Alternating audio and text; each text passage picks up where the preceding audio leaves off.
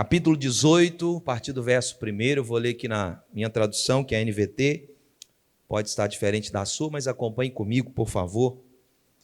Diz assim, capítulo 18, versículo 1. Algum tempo depois, no terceiro ano da seca, no terceiro ano de quê? Da seca. O Senhor disse a Elias: vá apresentar-se ao rei Acabe, diga-lhe que enviarei chuva. Diga comigo, chuva. Elias foi apresentar-se a Acabe, e a fome era severa em Samaria. Olha que coisa. A fome era severa em Samaria. Vai lá para o versículo 41. Versículo 41 do mesmo capítulo 18. Versículo 41 do mesmo capítulo 18. Em seguida, Elias disse a Acabe: vá comer e beber, pois ouço uma forte tempestade chegando. Diga assim: ouço uma forte tempestade chegando. Olha o que diz o texto. Acabe foi comer e beber. Elias, porém, subiu ao topo do monte Carmelo, prostou-se até o chão com o rosto entre os joelhos e orou. Depois disse ao servo: vai e olhe na direção do mar. O servo foi e olhou, depois voltou e disse: eu não vi nada. 7 vezes Elias mandou que ele fosse e olhasse. Por fim, na 7ª vez, o servo lhe disse: eu vi subir do mar uma pequena nuvem do tamanho da mão de um homem. Então Elias lhe disse: vá depressa dizer a Acabe: apronte seu carro e volte para casa. Se não se apressar, a chuva o impedirá.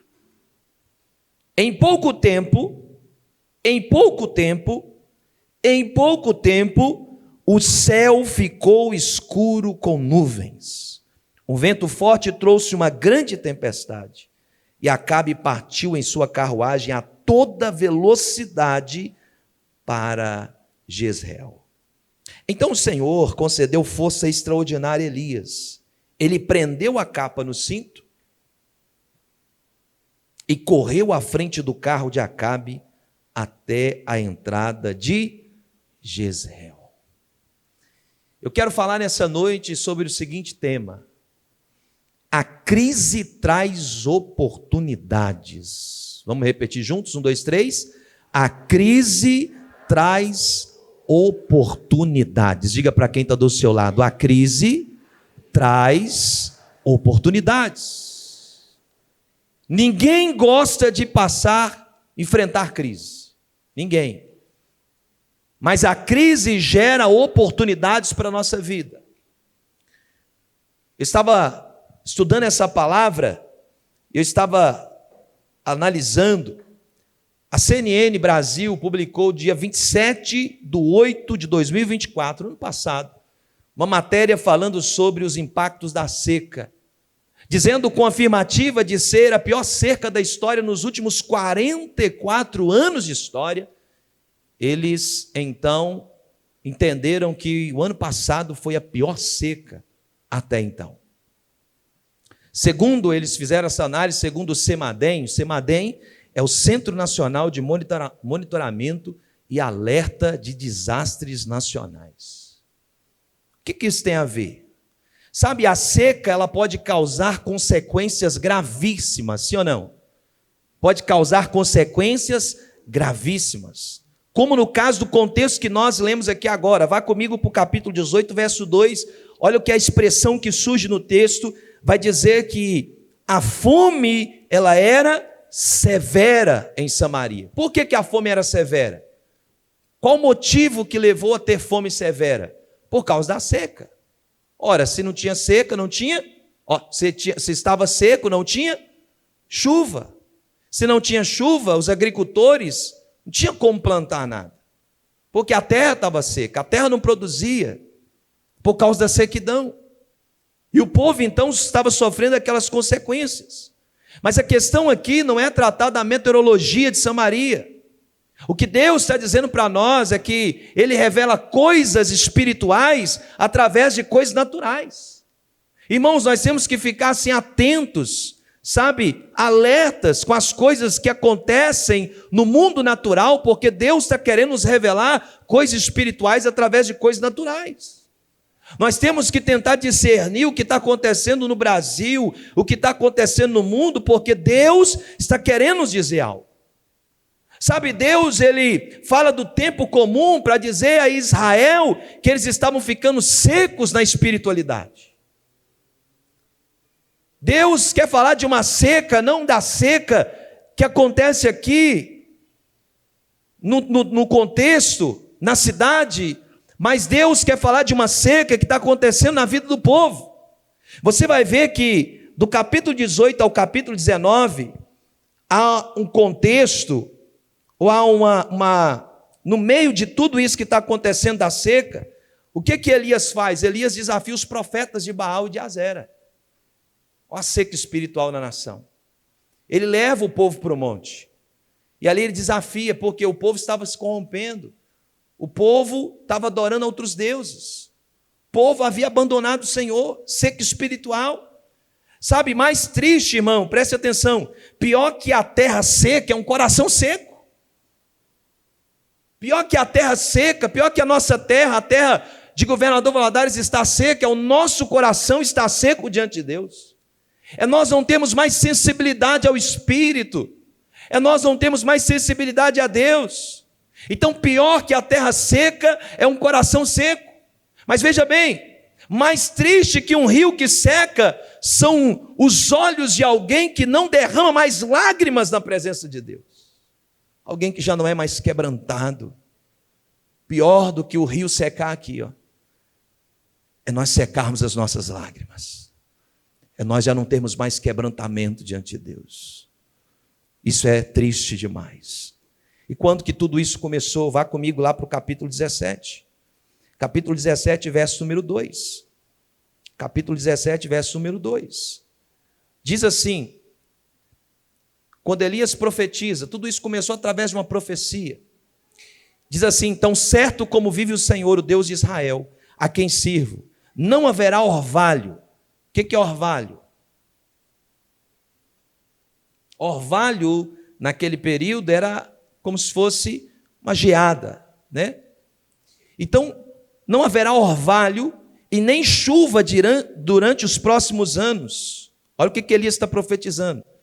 Não haverá orvalho nem chuva durante os próximos anos, até que eu ordene.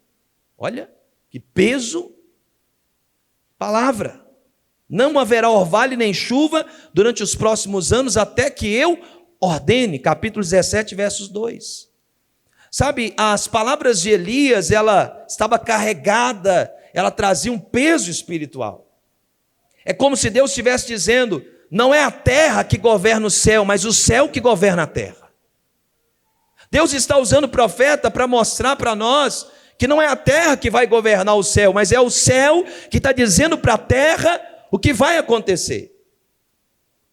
Mas veja bem, mesmo sendo um servo de Deus, mesmo sendo um profeta, mesmo sendo um homem de Deus, você vai sofrer também as consequências do que está acontecendo. Uma vez eu lembro, estava ouvindo o pastor Luiz Hermínio pregar, abrindo aqui um parêntese, e ele disse, ele falou algo assim, então pegou no meu espírito. Ele disse que, às vezes, a parte saudável do corpo toma injeção por causa da parte doente. Porque ele estava sentindo uma dor no ombro, e o médico foi lá aplicar uma injeção nele, de tanta dor que ele estava sentindo. E aí ele falou: abaixa as calças, que eu vou ter que aplicar a injeção aqui. Ele falou: não, mas a dor não é aqui, a dor é aqui. Eu: não, mas a injeção tem que ser aplicada aqui. E aí o Espírito ministrou o coração dele e disse: às vezes a parte saudável do corpo vai ter que sofrer por causa da parte doente. O profeta está profetizando, mas ele vai viver as consequências da seca. Ele vai viver as consequências daquilo que ele está profetizando, que ele está falando. Sabe, olha que interessante, irmãos, eu estava avaliando O texto vai nos dizer, olha o que diz aí, capítulo 17, verso 1. Capítulo 17, verso 1 diz que Elias era de Tisbe em Gileade. Elias era da cidade de Gileade. Gileade, eu estava avaliando, significa monte do testemunho.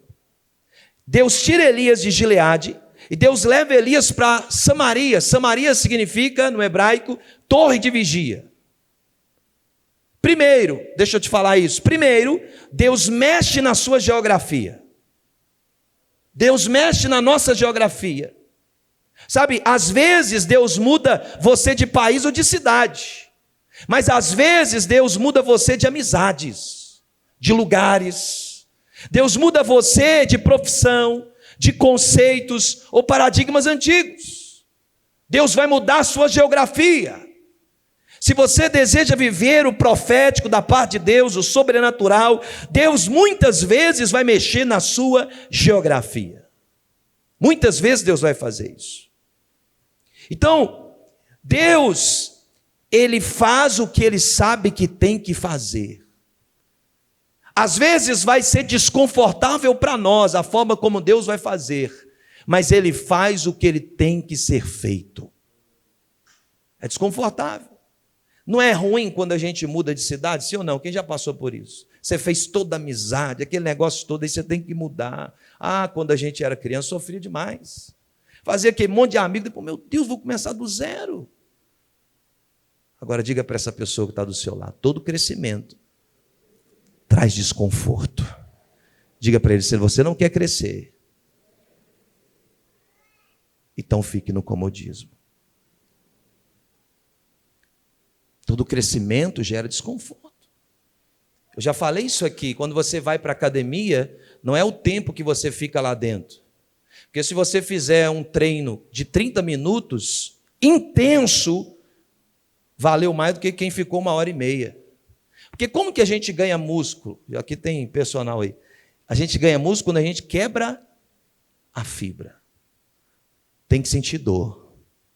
Porque sem dor não tem crescimento. E como que Deus faz a gente crescer? Quando Ele começa a nos quebrar. Ele vai nos quebrando. Quebra o nosso egoísmo, quebra a nossa altivez, leva a gente para a casa do oleiro. E louvado seja Deus que você está quebrando na mão certa, você não pode quebrar na mão errada. Se você quebra na mão de Deus, Deus tem poder de consertar você, por mais que você esteja em cacos, Deus vai consertar você. Mas não há crescimento sem dor. Deus vai fazer o que tem que ser feito. E aqui a gente aprende algumas lições. A primeira delas que eu quero falar com você, essa aqui pode passar. A primeira lição que a gente aprende aqui essa noite é, primeiro, diga para quem está do seu lado, Deus provê escape em tempos de crise. Quem crê nisso? Capítulo 17, verso 2 ao 4. Olha o que diz o texto. Capítulo 17, verso 2 ao 4. Então o Senhor disse a Elias. Quem está profetizando lá atrás?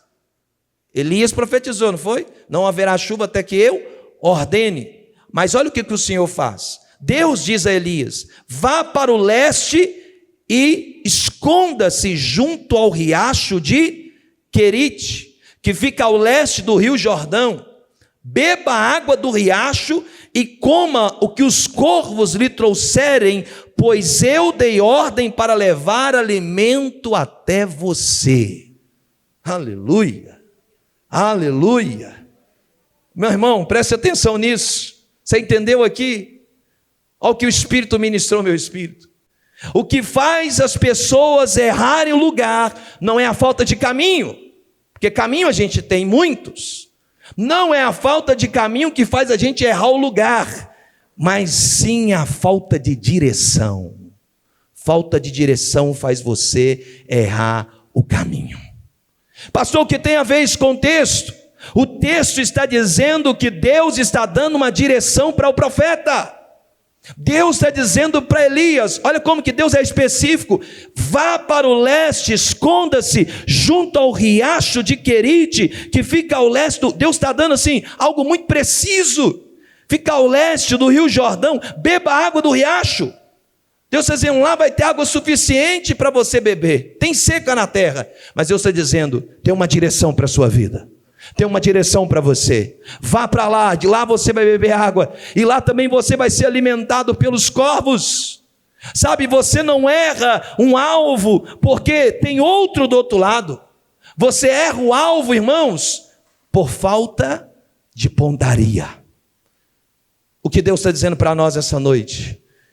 Deus está dizendo, se você ser sensível à minha voz, você não vai ficar perdido. Eu quero liberar essa palavra profética sobre a sua vida. Se você ser sensível à minha voz, você não vai ficar confundido no meio dos homens.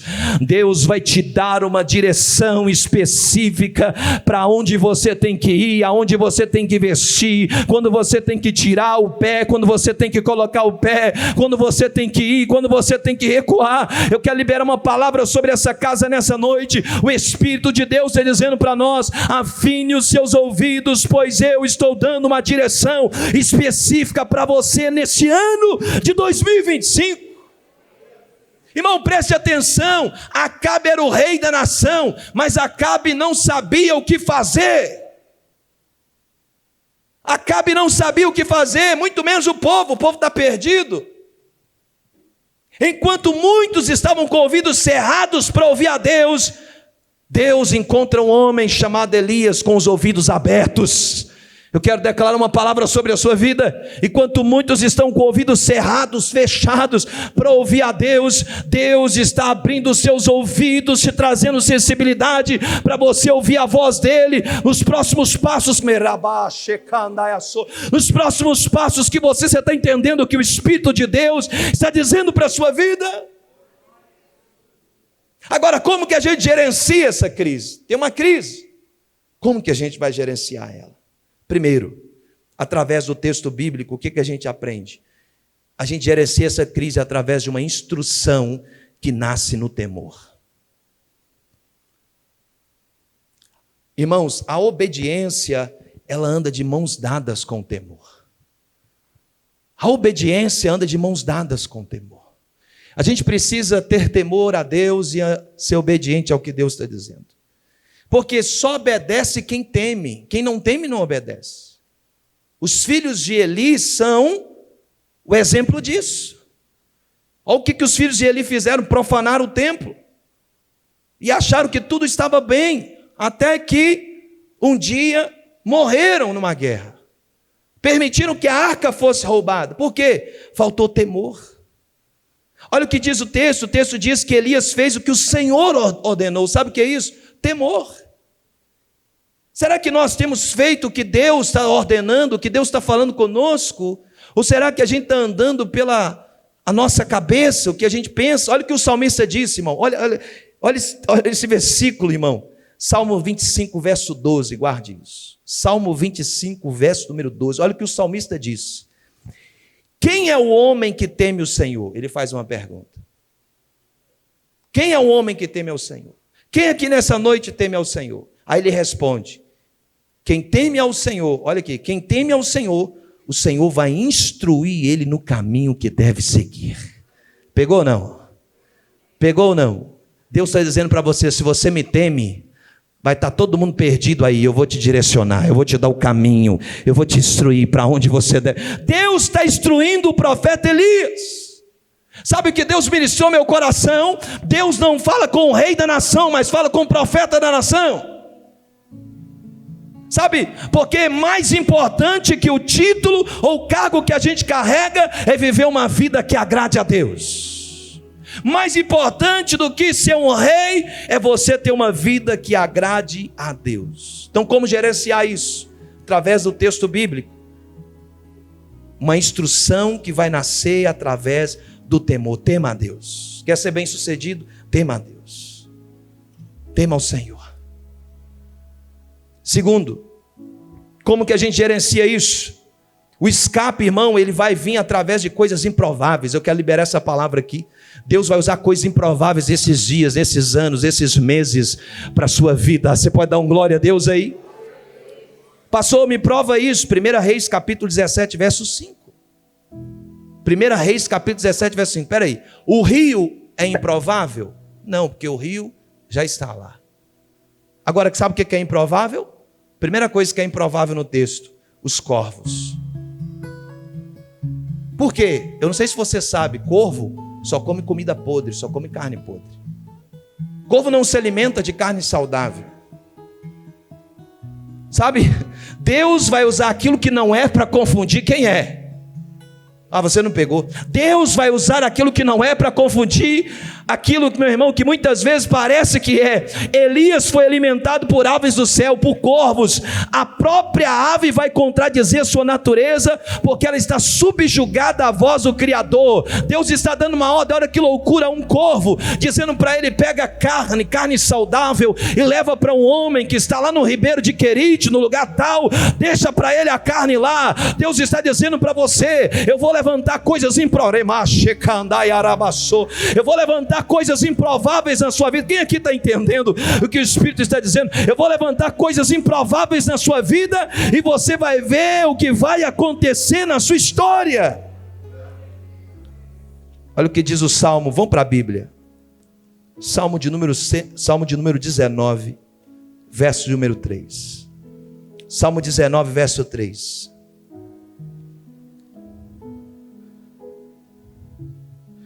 Vamos ler a partir do verso 2. Dia após dia, eles continuam a falar. Noite após noite, eles o tornam conhecido. Não há som nem palavras. Nunca se ouve o que eles dizem. Sabe o que é isso? Deus está fazendo. Às vezes não tem som. Não tem som, você não está ouvindo nada. Mas tem um milagre chegando aí. Tem algo improvável que vai acontecer na sua história e na sua vida. Elias está lá e daqui a pouco chega um corvo com comida fresquinha para ele. Que coisa improvável. Mas a segunda coisa improvável que acontece no texto é a viúva. É a viúva. Vamos lá para o texto. Vou voltar lá para o texto. Você está comigo aqui? Olha o que acontece no texto. 1 Reis, capítulo de número 18. 1 Reis 18.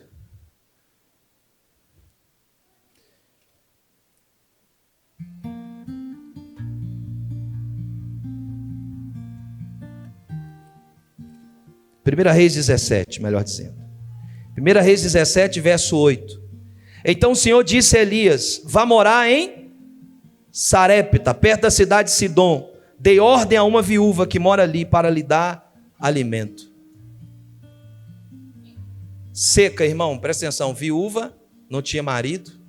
Naquele contexto a gente já sabe o quanto era difícil isso. Porque geralmente eram os homens que eram o provedor da casa. Morria o homem, a mulher ficava à mercê. Que a mulher geralmente não tinha trabalho naquele período. Os trabalhos que sobravam eram trabalhos que não geravam muita renda. Viúva, com filho, em tempo de seca, Deus manda o profeta para a casa dela. Se você acompanhar no texto, você vai ver o que a mulher vai falar. Vamos acompanhar no texto? Olha o que vai dizer o texto. Elias foi a Sarepta. Quando chegou ao portão da cidade, viu uma viúva apanhando gravetos. Pode tirar o Robert, a moça, fazendo favor. Viu uma viúva apanhando gravetos e lhe perguntou: pode me dar um pouco de água para beber, por favor? Enquanto ela ia buscar água, ele disse: traga também um pedaço de pão.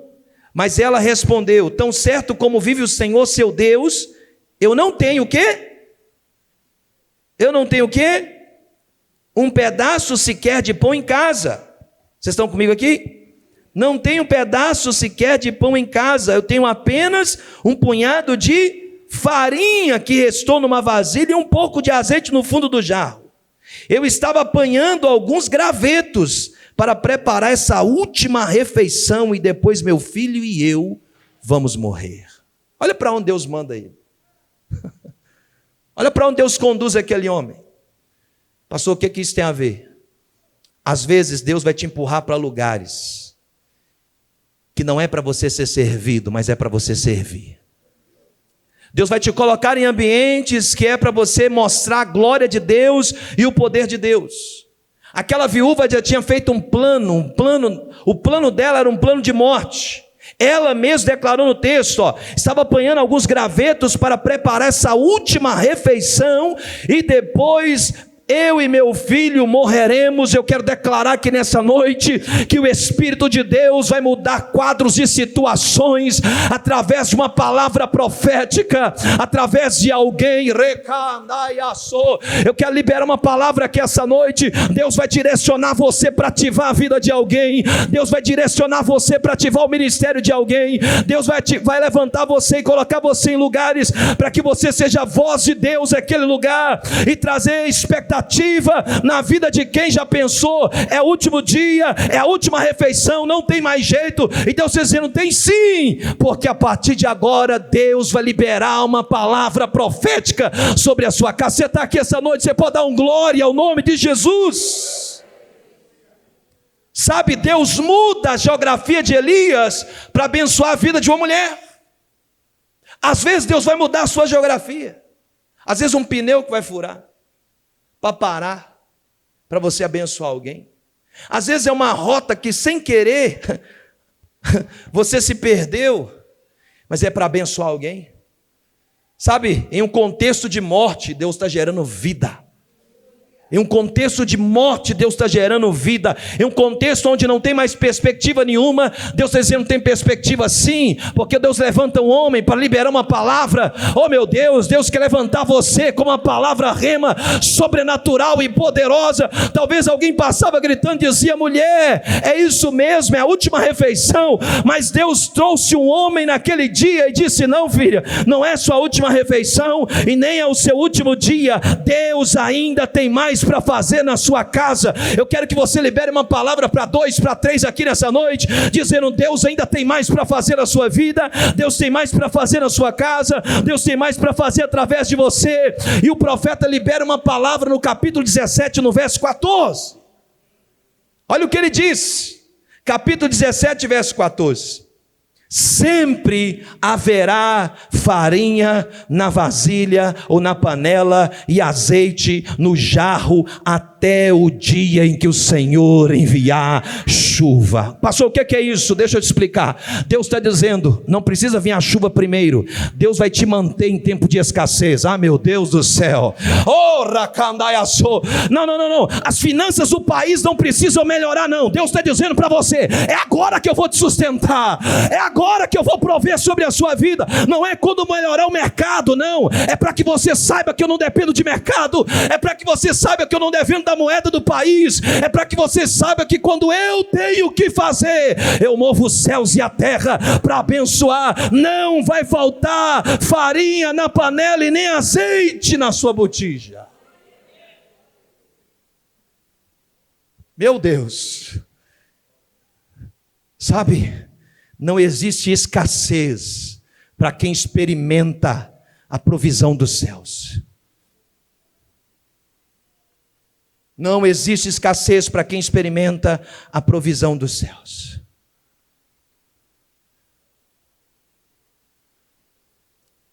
Deixa eu contar um testemunho para vocês. Já vivi muitos testemunhos. Vou contar um. Quando a Thay foi gravar o EP,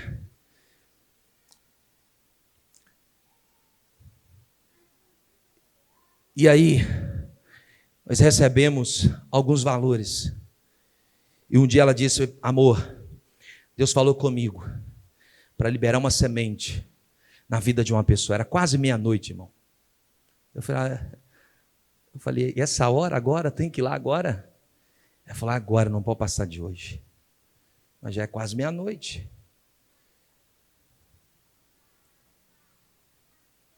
Ia gravar o EP. O investimento era R$80 mil, fora os demais gastos, 80 mil era só o investimento com o produtor. E aí Deus ministra o coração dela uma quantia alta. Aí nós fomos lá na casa da pessoa e nós falamos, dá o seu Pix aí. E nós fizemos a transferência. Na outra semana, eu encontro com algumas pessoas que há um tempo eu não encontrava. E elas disseram assim, pastor, passa lá na minha empresa, que eu tenho algo para falar com você. Aí nós fomos. Fui lá. E conversa vai, conversa vem e tal. Vamos orar, vamos orar. Terminamos de orar. A pessoa vem com uma sacola do Coelho Diniz e bolo de dinheiro lá dentro. A gente pegou, caímos assim no chão, começamos a chorar, nem sei quanto que tinha naquele momento. Guardamos, fomos para casa. Quando os abrimos e começamos a contar, tinha exatamente a mesma quantia e que nós havíamos abençoado aquela pessoa em dias anteriores. Deus está dizendo para nós essa noite que em tempo de escassez Ele vai gerar provisão. Porque, irmãos, depender de Deus quando a conta bancária está cheia é fácil. Depender de Deus quando a gente tem saúde é fácil. Depender de Deus quando tudo está bom na nossa vida, quando a gente tem emprego bom, é fácil. Depender na escassez é só para quem tem fé. Depender em dias difíceis como esse é só para quem está debaixo de uma palavra de Deus. Agora deixa eu liberar uma palavra sobre a sua vida, já quero chamar aqui os músicos, por favor. A despensa de Deus está abarrotada de bênçãos sem medidas para serem despejadas sobre celeiros vazios. Levante a sua mão, eu quero declarar: a despensa de Deus está abarrotada de bênçãos para serem despejadas sobre celeiros vazios. O céu não está em crise, o céu não sofre crise, não existe crise lá no céu, é aqui na terra. E Deus está dizendo: eu quero achar um que eu possa abençoar, eu quero achar um fiel que eu possa derramar da minha graça. Porque deixa eu liberar essa palavra sobre a sua vida. Deus vai prover escape para você em tempos de crise. Oh, aleluia! Para aqueles que temem ao Senhor, Deus está dizendo: eu vou guardar você, eu vou proteger você, eu vou providenciar todas as coisas. Você acredita nisso? Então dê glória ao nome de Jesus, exalte o nome de Jesus, porque a primeira coisa que Deus faz em tempos de crise é prover para mim, para você, um escape para a nossa vida. Tem escape de Deus, o escape de Deus sobre nós. Mas em segundo lugar, Deus vai prover fé em tempos de crise. Diga comigo: Deus vai prover fé em tempos de crise. Sabe, irmão, fé é algo que não deveria faltar na história de ninguém, mas infelizmente falta. Jesus diz que Ele não pôde fazer muitos milagres em Jerusalém por causa da incredulidade do povo. Falta de fé. Falta de fé impede Deus fazer as coisas. Mas Deus não pode? Pode. Mas a falta de fé impede. Hebreus 11:6 diz: sem fé é impossível agradar a Deus. Hebreus 11, versículo 1 em diante, vai dizer que todos os homens que venceram pela fé. Não tem fé, não tem como fazer. Sabe? Às vezes a gente enfrenta crise de fé. Quem que já enfrentou crise de fé? Questionamentos internos.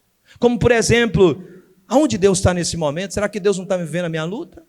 Será que Deus não está vendo a minha dor? Será que Deus não está vendo meu sofrimento?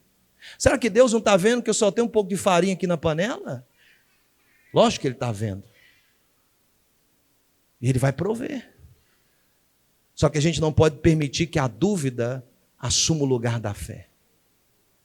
A gente não pode permitir que a dúvida assuma o lugar da fé.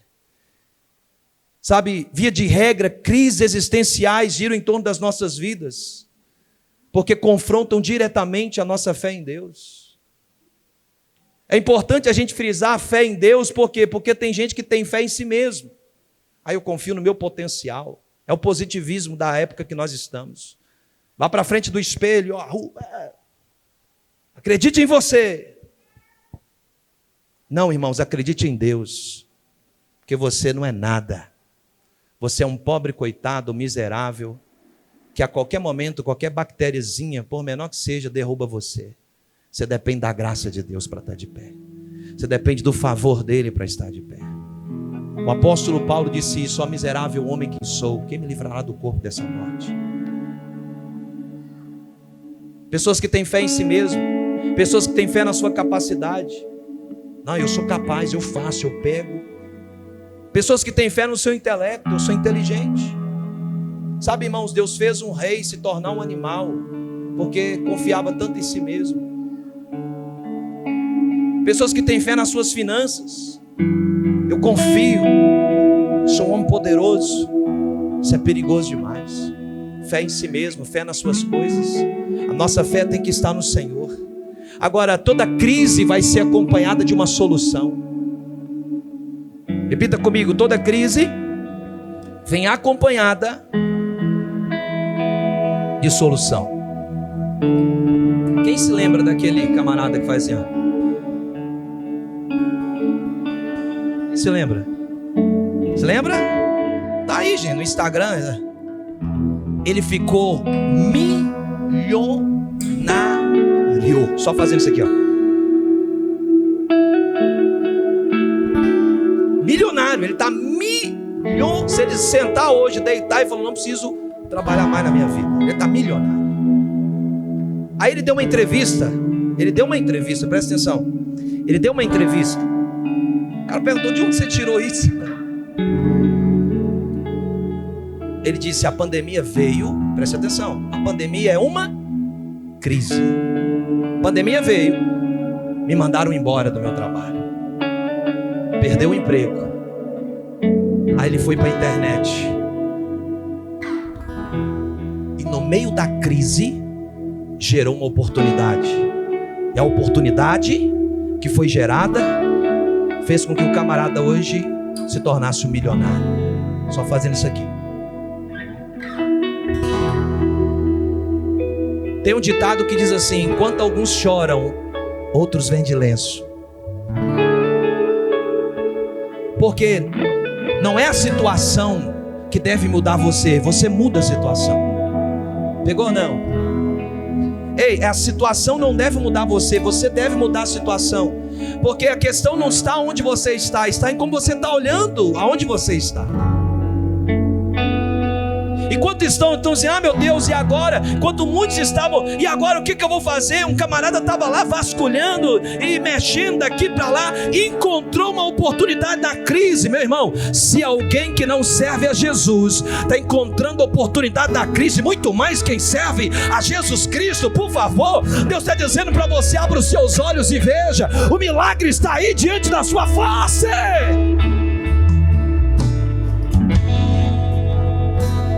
Capítulo 17, verso 13. Você está comigo aqui?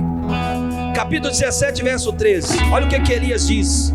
Elias, porém, disse: não tenha medo. Diga para quem está do seu lado, mas com olhar de profeta. Eu sei que você não gosta de fazer isso, mas diga para essa pessoa: não tenha medo. Não tenha medo. Não tenha medo. Você pode profetizar isso: não tenha medo. Não tenha medo. O medo nos paralisa. O medo não deixa a gente avançar. Pedro saltou do barco, pulou nas águas e estava lá andando, Douglas, sobre as águas, caminhando sobre as águas. Meu Deus, que coisa! Ele caminhava sobre as águas. Mas por que ele caminhava sobre as águas, Messias? Porque ele olhava para Jesus. Na hora que ele tirou os olhos de Jesus, ele começou a reparar o vento, começou a reparar o mar e começou a afundar. Por quê? Porque ele começou a reparar nas circunstâncias. As circunstâncias controlaram ele e ele começou a ter medo. Medo nos paralisa, o medo nos afunda. Mas eu vim aqui essa noite para profetizar e dizer: Deus não nos deu um espírito de medo, de covardia. Deus nos deu um espírito de coragem. Oh meu Deus, você está aqui neste lugar nessa noite. Deus te deu um espírito de ousadia e de coragem e de poder.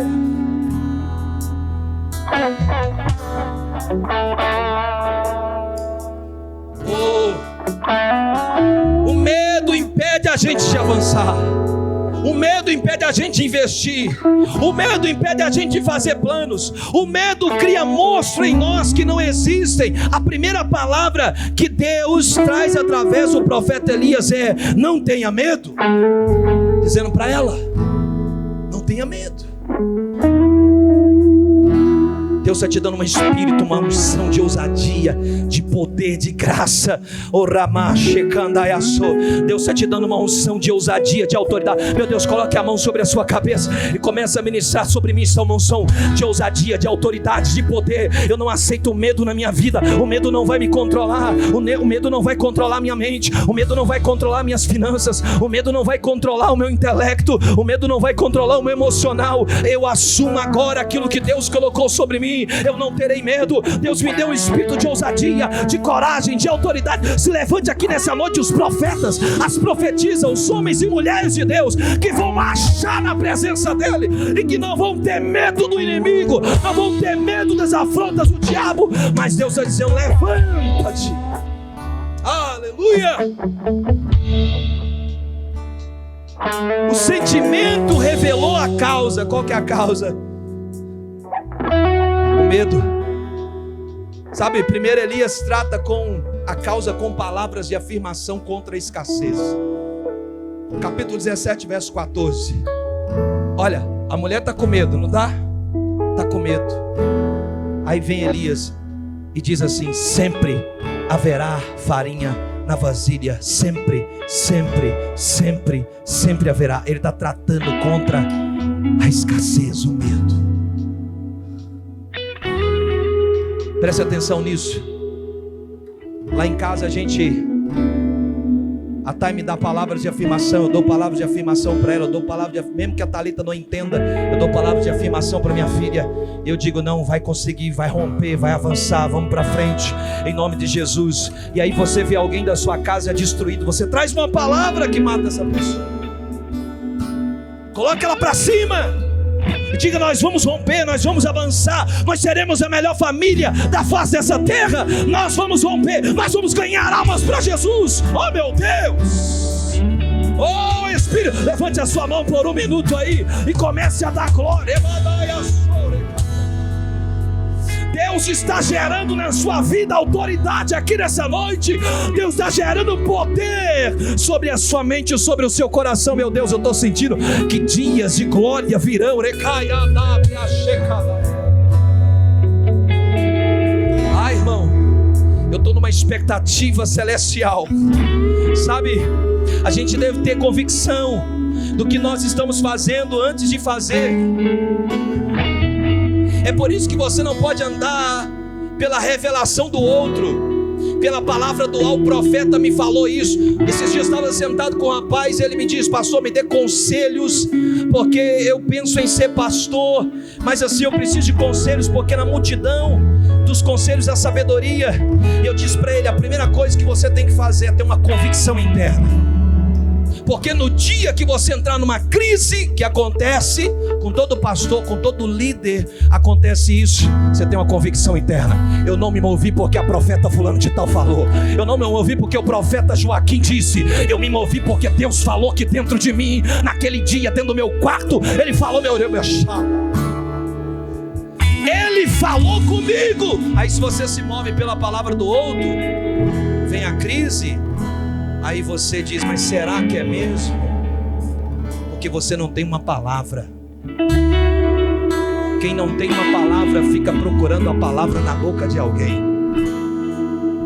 Quem não sabe quem é, fica procurando para alguém trazer quem é a identidade dele. Quem sabe quem é, não fica correndo atrás de bênção. A bênção persegue ele, a bênção vem atrás dele. Ele não precisa de uma promoção.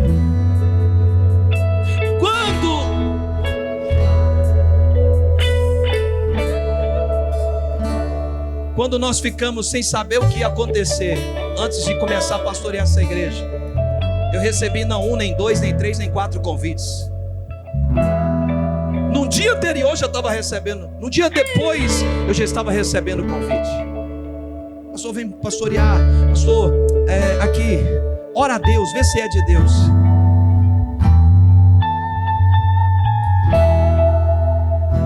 Pastores mandando mensagem, pastores em Belo Horizonte, pastores aqui. E eu disse: eu não me movo se eu não tiver uma palavra. Um pastor disse: chama o pastor para vir tomar um café comigo, porque eu quero conhecer ele. Eu disse: eu não sento numa mesa que Deus não me autorizou. Porque quando você se move por uma palavra, Outras vozes vão surgir dizendo: eu acho que não é de Deus, eu acho que não vai dar certo. Mas você tem uma convicção de Deus. Deus está liberando uma palavra sobre a sua vida aqui.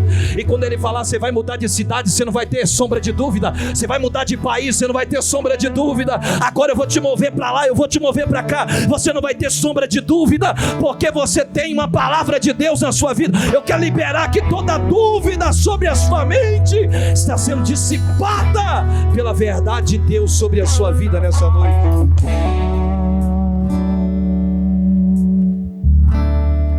Deus sustenta aquilo que Ele promete, desde que você sustente a promessa com a sua fé. Deus sustenta a palavra dEle. A palavra dEle não cai por terra, mas você precisa sustentar com a sua fé. Você precisa crer, porque ninguém pode crer por você. Você precisa crer no que Deus está dizendo. E tem gente aqui que o Espírito de Deus vai te dar coisas e você vai falar: é loucura demais. Mas o Espírito de Deus vai começar a implantar no seu coração e na sua vida. Então comece a gerar fé no seu coração. Sabe, em segundo lugar, para a gente correr aqui, você está comigo aqui? Elias trata dores do passado que ainda perseguiam aquela mulher. Capítulo 17, verso 18. Capítulo 17, verso 18. Homem de Deus, o que você me fez? Olha o que ela tá, olha, veja o que a mulher vai expressar. Veio para lembrar-me de meus pecados. Olha a dor do passado. O que essa mulher tinha feito lá atrás? Veio para lembrar-me dos meus pecados e matar o meu filho. Sabe, às vezes Deus nos coloca na história de alguém para a gente tirar os olhos da nossa dor e enxergar a dor do outro.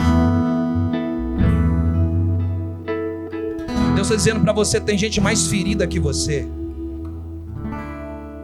Em tudo você tem que dar graça. Às vezes a mulher está tendo 5 filhos, mas tem uma que não pode ter nenhum, e está tomando remédio, está indo no médico, e está fazendo isso, e está fazendo aquilo. Seja grato a Deus, porque Deus vai colocar você na vida de outras pessoas para você ver a dor delas, e para que você traga cura através da sua vida, porque só curado cura e ferido continua ferido. Então a gente precisa curar as nossas dores. Sabe, Elias entra na vida daquela mulher, e como termina a história? Capítulo 17, verso 24. Olha como que termina a história. Ah, meu Deus. Agora eu tenho certeza. Certeza é convicção. Eu tenho certeza, eu tenho convicção de que você é um homem de Deus, e de que o Senhor verdadeiramente fala por seu intermédio. Deus está dizendo para você: não se trata de você, se trata de Deus através de você. Deus está falando contigo. Deus, eu estou sentindo uma graça de Deus. Eu quero liberar uma palavra. Feche os seus olhos, levante as suas mãos. Eu quero liberar uma palavra sobre você, sobre essa casa nessa noite, que as pessoas possam gerar um testemunho a partir das suas experiências pessoais. Deus está dizendo para você nessa noite: chega de você viver nas experiências do outro, nas experiências do passado. Deus está falando com você: eu gero nessa noite novamente experiências novas na sua vida, porque Elias chegou naquela casa para ensinar aquela mulher sobre fé, sobre dependência. Deus está dizendo para você: se você chegou até aqui, é porque eu construí através da sua vida fé e dependência. Tem gente que olha para o carro que você anda, para a casa que você está, para as roupas que você veste, para a sua profissão, e diz: olha como fulano está, mas não conhece o seu contexto. Deus está colocando gente na sua vida, Deus está colocando circunstâncias na sua vida para você gerar as suas experiências. Uma vez eu fiz uma oração, eu disse: Deus, eu não quero viver apenas pregando o que Jacó viveu, o que José viveu, o que Abraão viveu, o que Moisés. Eu quero viver as minhas experiências. Oh meu Deus, Deus vai te levar a um nível talvez de escassez, de crise, para você viver experiências com Deus. Mas eu quero citar essa frase para você: um testemunho só pode ser gerado mediante a prática da fé que está sendo exercida pessoalmente na sua vida. Deus está gerando um testemunho na sua sua vida, através da fé que você está exercendo, Deus está gerando testemunho em você. Oh meu Deus, Deus está gerando um testemunho na sua vida. A mulher terminou ali a história com Elias e disse: esse homem chegou na minha casa, não tinha farinha, não tinha azeite direito, ele está saindo da minha vida e agora tem farinha, tem azeite na panela, o filho morreu, agora está vivo. Eu não tinha tanta fé assim, agora eu tenho fé. Deixa eu declarar uma palavra. Tem gente que entra na vida do outro, em vez de causar impacto, traz uma desgraça na vida. Deus está dizendo para nós, para essa igreja, para a sua vida: você vai entrar na vida de pessoas, mas você vai sair deixando marcas de Deus na vida delas, marcas de fé, de obediência, de renúncia, em nome de Jesus. Essa mulher experimentou da graça. Não perca a oportunidade de testemunhar Deus através da sua vida. Eu trabalhava no ramo da construção civil, antes de ser pastor. Eu era representante. Uma das maiores empresas, era uma das empresas do escritório em que eu trabalhava, que era a Deca, a Duratex. Eu lembro que uma vez eu fui fazer uma visita, eu fui a um escritório de uma empresa. Eu entrei, sentei, a mulher me atendia e ela começou a olhar para mim, Douglas. Ela começou a me olhar, a me observar, e ela disse: você é crente? Eu disse: sim, eu sou cristão. Você me conhece em algum lugar?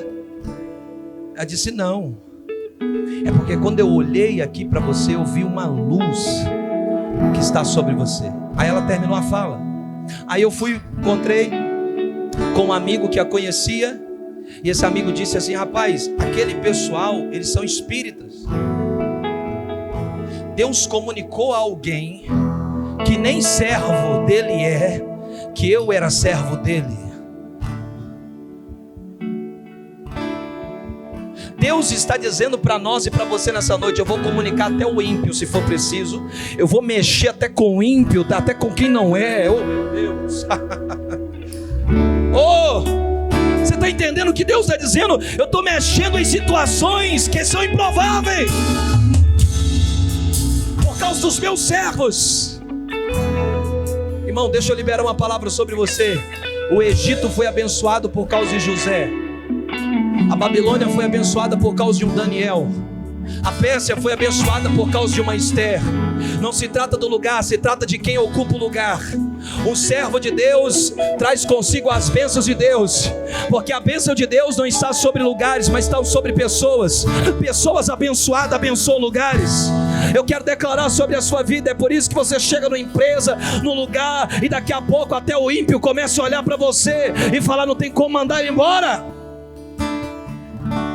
Sabe, uma graça de Deus que é investida sobre a sua vida. Lá no livro de Atos vai dizer que os apóstolos caíram na graça do povo. O que é cair na graça do povo? As pessoas olhavam para os apóstolos e começavam a gostar dos apóstolos, porque sobre eles estava investida uma graça de Deus. Eu quero liberar uma palavra sobre a sua vida. Sobre a sua vida será investida uma graça de Deus, e até quem não gosta de crente vai olhar para você e vai falar: eu simpatizei contigo.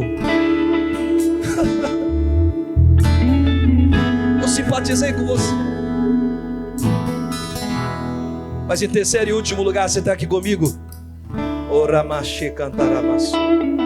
Terceiro e último lugar, em tempos de crise tem escape, em tempos de crise tem fé sendo gerada, mas em tempos de crise também tem visão. Diga comigo: visão. Como que nasce uma visão? A visão nasce a partir das palavras que você alimenta diariamente na sua mente. O livro de Provérbios diz: assim como você pensa dentro de você, assim você vai ser.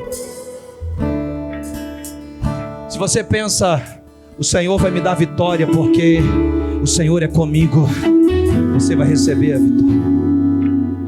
Sabe, os 12 espias foram enviados para a terra com uma palavra de Deus, mas 10 voltaram com relatório porque viram a partir da vista. Mas 2, Josué e Caleb, disseram: não, vocês estão olhando com a vista. Deus já falou para nós que a terra é nossa. Eia, vamos avante. Quem não tem visão morre. Sabe, desde o primeiro momento da história da seca e os desafios, Elias estava sendo alimentado por palavras que vinham da boca do Senhor. Sabe o que te alimenta todo dia? É isso aqui, a palavra de Deus.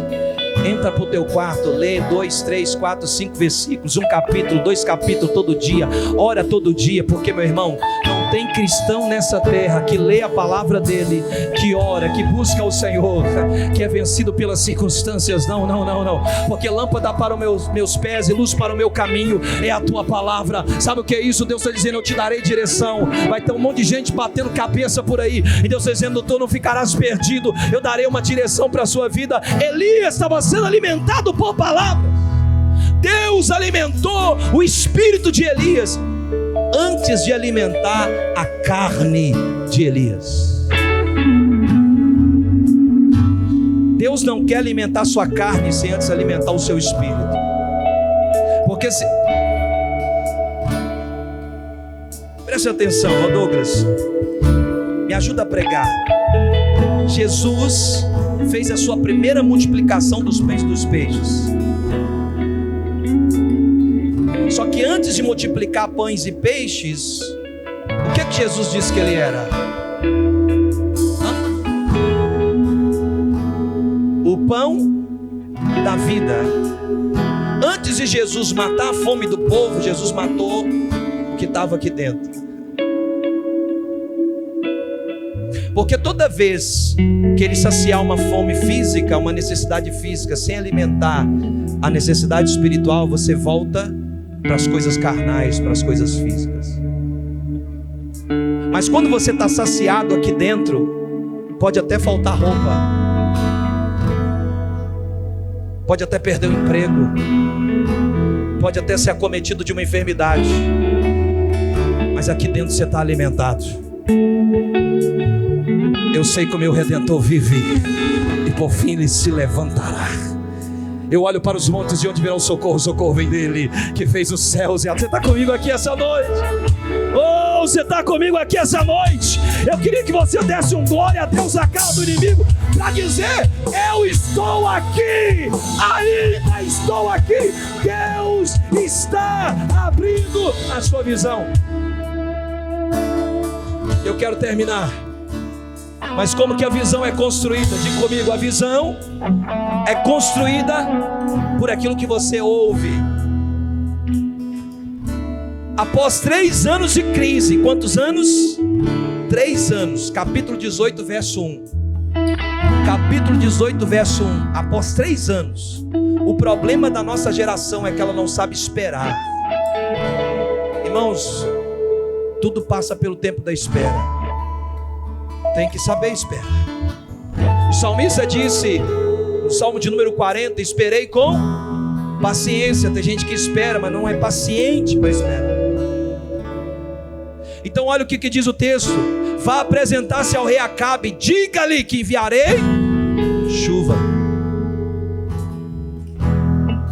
Diga-lhe que enviarei chuva. Porque em tempos de crise, as pessoas têm por hábito fazer o quê? Murmurar. Olha como que está o governo, olha como que está o sol, olha como que está o tempo, olha como que está a minha vida. Olha, nada acontece para mim. Já ficou perto de gente assim? Nada dá certo para mim. Olha aí, tá vendo? Meu irmão, murmuração, presta atenção nisso, presta atenção nessa frase: murmuração é a sua destruição em câmera lenta. Eu vou repetir: murmuração é a sua destruição em câmera lenta. Deus permitiu um povo ficar 40 anos no deserto para ver se eles falavam alguma coisa boa, e morreram lentamente por causa da murmuração. Toda uma geração, filho viu a avó morrer, pai viu o filho morrer, toda uma geração, uma descendência morreu porque murmurou. Murmuração é a nossa destruição em câmera lenta. Eu alimento a visão por aquilo que eu ouço todos os dias. Sabe, irmãos, As palavras erradas podem matar um destino ou podem matar uma vida promissora. Quantas mulheres são acanhadas? Quantas pessoas você vê? Eu não vou nem ficar falando não, porque gente que estuda comportamento humano. Mas por quê? Tem alguma coisa. Porque palavras nos colocam para cima, mas também palavras nos abate. Palavras nos impulsionam, mas palavras também fazem com que a gente se diminua a cada dia mais. Elias, presta atenção, Elias deu algum dinheiro para a viúva? Elias trouxe do bolso um pouco de farinha e falou, tá aqui? Não? Não? Elias deu alguma moeda, alguma coisa? Elias alimentou ela com palavras. Oh, meu irmão, seja maluco, entra dentro da sua casa e começa a orar em voz alta em línguas estranhas. Começa a liberar palavras. Eu abençoo minha casa, eu abençoo minha família, eu abençoo meus filhos, vai ser os filhos abençoados, a minha esposa vai ser abençoada, a minha casa vai ser abençoada, meus irmãos, começa a liberar, alimente as pessoas com palavras. Oh, Elias sustentou as expectativas da mulher apenas com palavras e foi gerando fé no coração. Sabe por que Elias só repetiu o padrão daquele que ele vinha recebendo? Porque com quem que Elias caminhava? Ele caminhava com Deus. E quem caminha com Deus só ouve aquilo que vai alimentar a sua fé, aquilo que vai te dar direção. Selecione as pessoas com quem você está andando. Selecione as músicas que você está ouvindo. Selecione os programas, os podcasts. Selecione o que você... Você já viu quando a gente está na bad, né? É bad que fala, não é? Você já viu quando a gente está para baixo? Geralmente, isso lá eu fazia muito. Agora não faço mais. Mas geralmente a gente coloca uma música triste, né? Coloca uma... e começa a chorar, porque a música triste vai fazer você chorar. Você tá ruim, você vai colocar a música triste, você quer ficar alegre? Meu irmão, bota uma música alegre, bota uma música animada.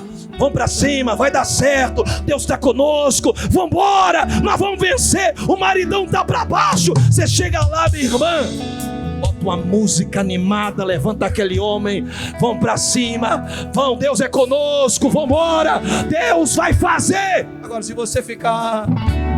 Provérbios 2:6. Pois o Senhor é quem dá sabedoria. Quem dá sabedoria? O Senhor. Vê o que vem a seguir, ó.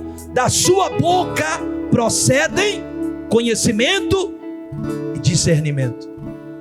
Conhecimento e discernimento. Quem anda com Deus tem conhecimento e tem discernimento. Que os seus ouvidos e olhos espirituais sejam abertos. Que você não seja movido por palavras que são adivinhação. Cuidado com o espírito de adivinhação que está sobre a nossa nação. Cuidado com o espírito de adivinhação. Se Deus te deu uma revelação, fale com alguém. Se não te deu, fica de boca fechada. Sabe, se você caminha com Deus, você tem conhecimento e tem discernimento. Você discerne as coisas. Uma visão é construída por aquilo que eu estou ouvindo. Eu ouço. Deus está falando comigo. Mas em penúltimo lugar, a visão é construída pela convicção. Diga comigo, a visão é construída pela convicção. Quem aqui tem convicção? Convicção. Quem aqui tem? Convicção.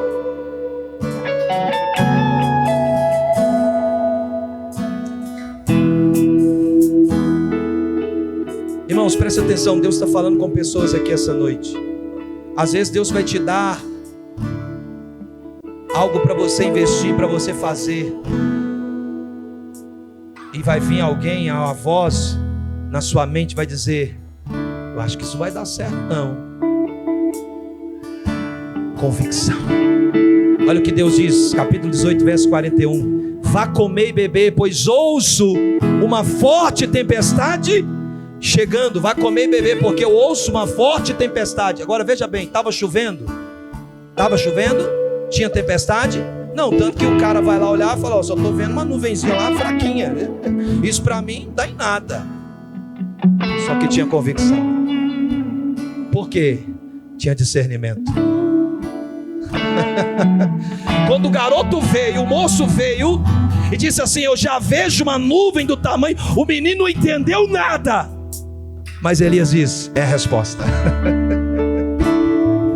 Tem gente que vai olhar para você e vai falar: você é maluco demais, você é doido demais. Não, eu já entendi. É Deus falando. Eu já entendi, porque eu estou carregando uma convicção. Não tinha chuva, porque Elias carregava uma convicção. E a convicção nasce nas palavras que a gente vai ouvindo. É por isso que os escritórios, os consultórios de psicólogos e pessoas do ramo estão cheios de pessoas o quê? Que não têm identidade. Minha mãe disse que eu sou isso, meu pai me falou que eu sou isso, e não sei o quê. Meu padrasto falava isso comigo todo dia. Foi difícil.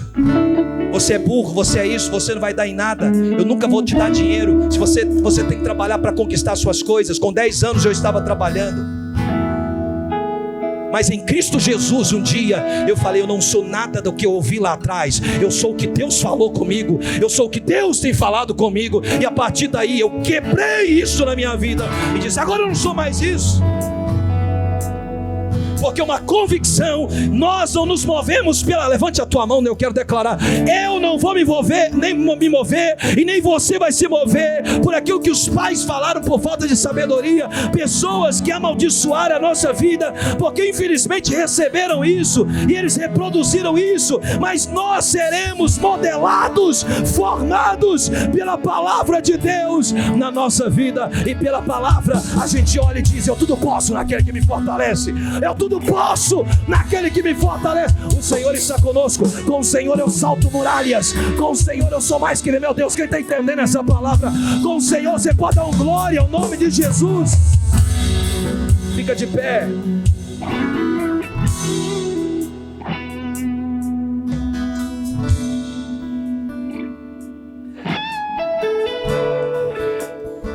Sabe o que Elias faz?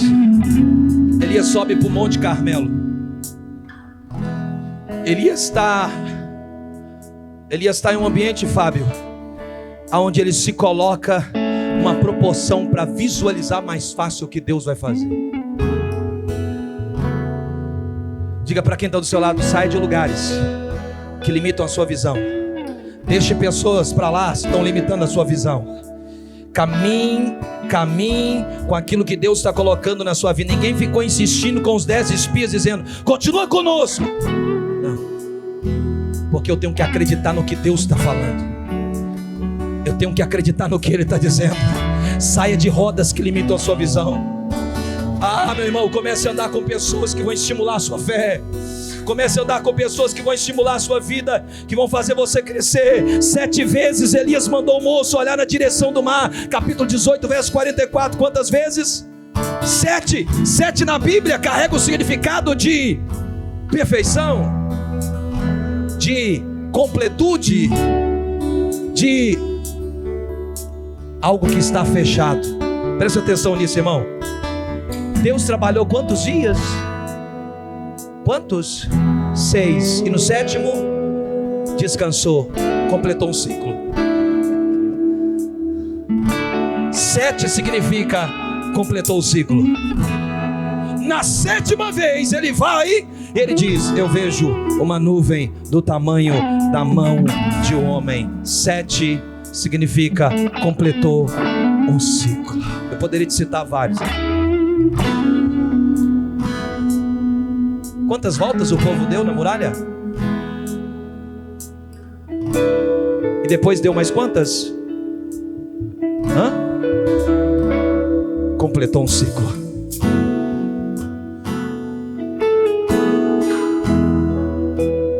Completou um ciclo. Deus está dizendo para alguém aqui nessa noite: vai completar um ciclo. Em 6 dias Deus trabalha, no 7º descansa. 6 vezes, oh meu Deus do céu, isso aqui é uma revelação. 6 vezes Ele manda, 6 vezes Deus está 6 dias Deus está construindo as coisas. No 7º Ele descansa. 6 vezes o profeta manda que o moço vai lá. No 7º Ele traz a resposta e agora Ele descansa. Porque não precisa de mais um sinal para entender que é Deus quem está falando. Eu quero orar nessa noite para que o Espírito de Deus abra a sua visão e te dê discernimento para entender que você não precisa de algo a mais. Ele já está falando, é suficiente. Para o servo é apenas uma nuvem do tamanho da mão de um homem. Ah, meu irmão. Mas para Elias é a resposta que ele estava esperando. Oh, para quem sabe o que carrega, coisas pequenas transmite coisas grandes.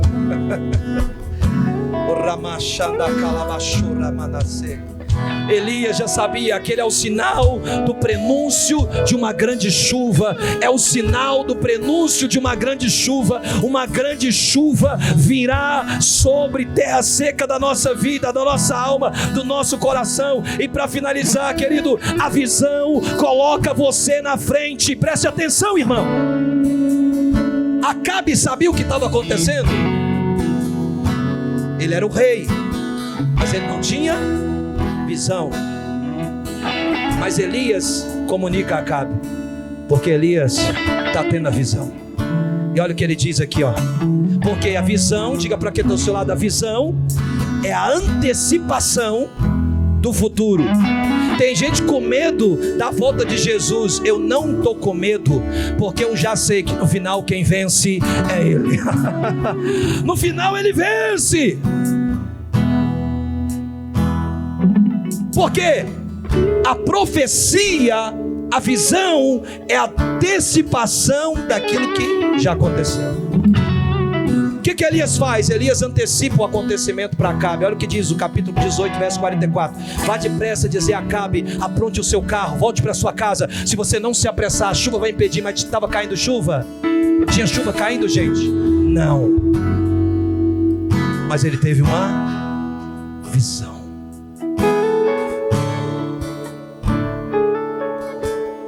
Tem gente que tem formação privilegiada, mas tem gente que tem revelação privilegiada. A gente, o servo de Deus, não anda por informação, anda por revelação.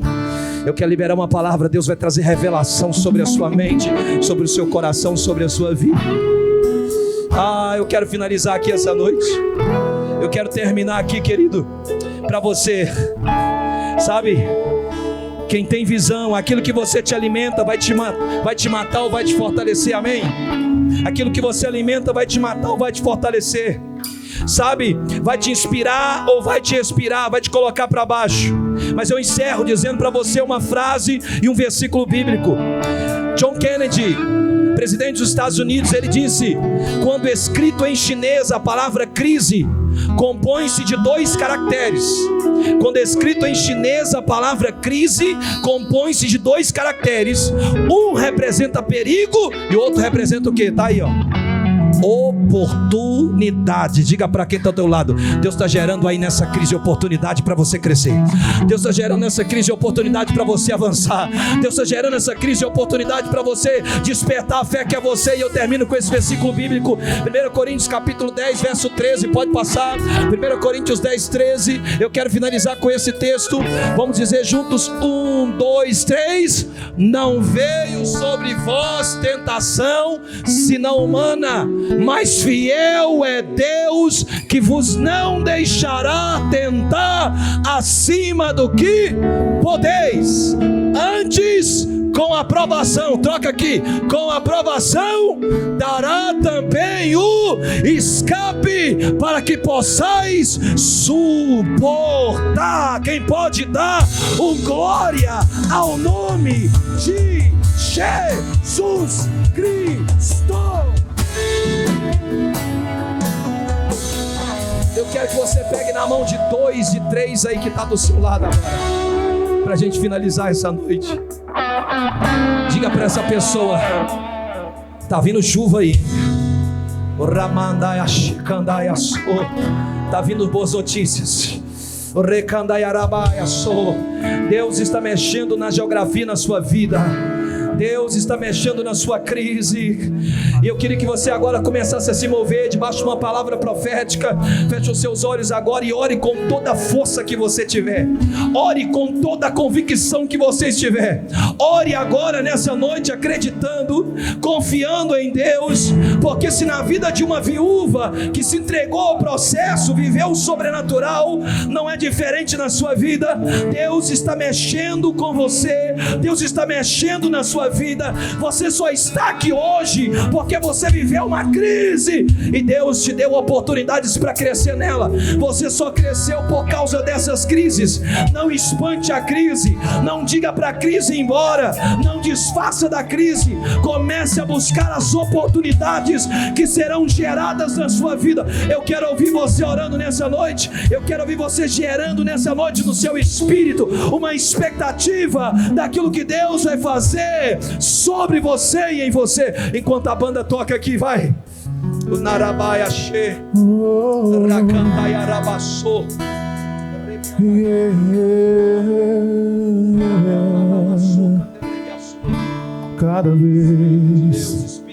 Cada vez que a minha fé é provada, tu me dás a chance de crescer um pouco mais. As montanhas e vales, desertos e mares que atravesso me levam pra perto de ti. Minhas provações não são maiores que o meu Deus e não vão me impedir de caminhar. Se diante de mim não se abrir o mar, Deus vai me fazer andar por sobre as águas, rompendo em fé. Minha vida se revestirá do teu poder, rompendo em fé. Com ousadia vou mover o sobrenatural. Vou lutar e vencer, vou plantar e colher, e a cada dia vou viver. Diga: rompendo em fé, rompendo em fé. Minha vida se revestirá do teu poder, rompendo em fé. Com ousadia vou mover o sobrenatural. Vou lutar e vencer, vou plantar e colher, e a cada dia vou viver rompendo em fé. Oh, yeah, yeah.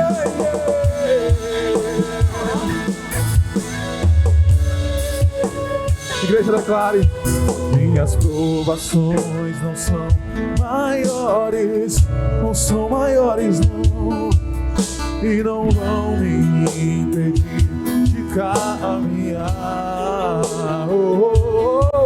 Se diante de mim não se abrir o mar, Deus vai me fazer andar por sobre as águas, rompendo em fé. Minha vida se revestirá do teu poder, rompendo em fé. Com ousadia vou mover o sobrenatural. Vou lutar e vencer, vou plantar e colher, e a cada dia vou viver rompendo em fé, rompendo em fé.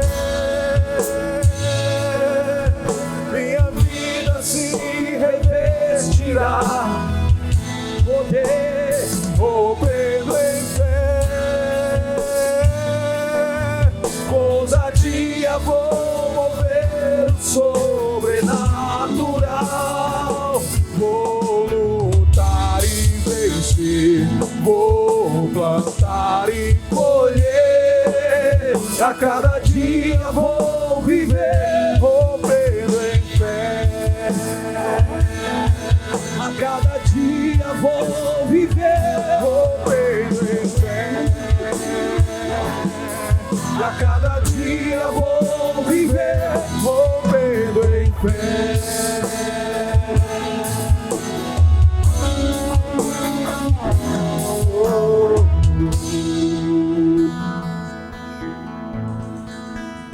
Feche os seus olhos, eu quero que você ore com alguém nesse ambiente. Agora nós vamos encerrar. Eu quero que você procure uma pessoa nesse lugar aqui e você vai orar com ela agora, porque eu vejo cura sendo liberada nas emoções.